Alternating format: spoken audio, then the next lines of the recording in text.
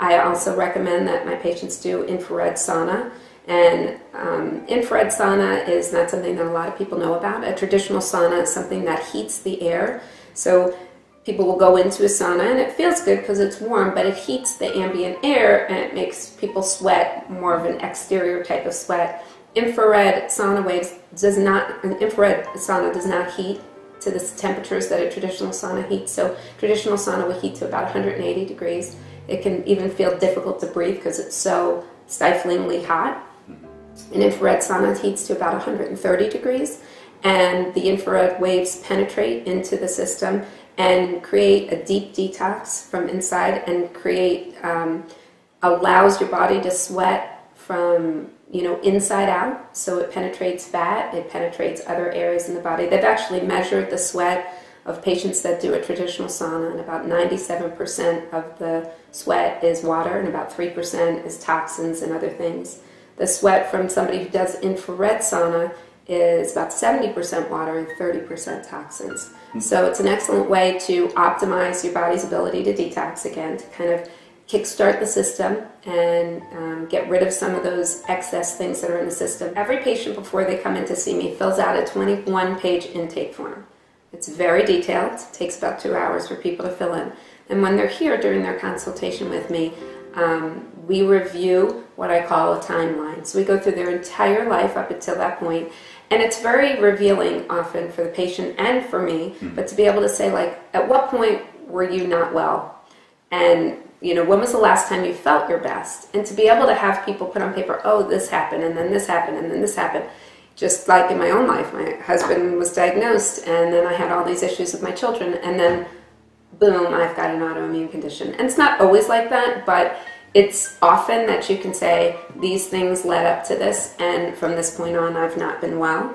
So that's what I try to explain to my patients, is that at the root of all disease is inflammation. And we all have some degree of inflammation going on in our body, and some of it may be very subtle and lasts till you're 95 years old, and you might not have any disease until that point, if you're doing all the right things or you have good genetics or whatever it is.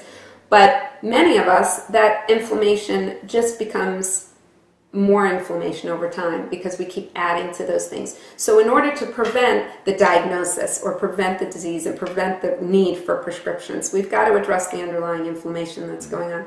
And you don't necessarily feel that. Inflammation doesn't necessarily feel painful or anything else.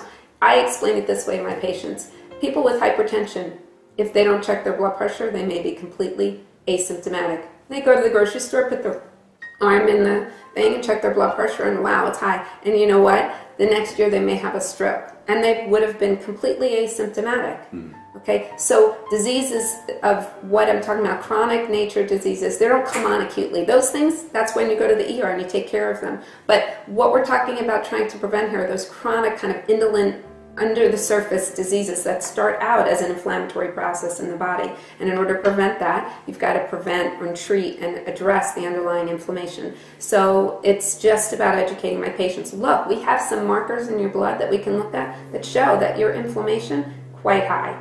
You feel fine. You run, you exercise, you look great.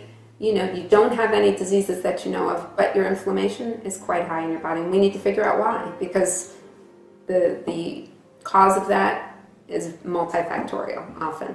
Often you can address some of it by food, but there may be some other things going on in the system. So I don't tell my patients that traditional medicine is bad, because I don't believe it is. There is a time and a place, and I need to use it when I need to use it, but I don't do that alone, because holistic means whole body.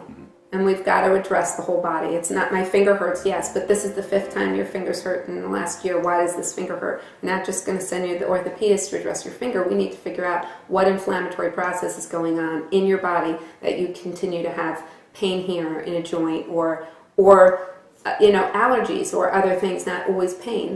Those underlying issues can be manifested in a lot of different ways.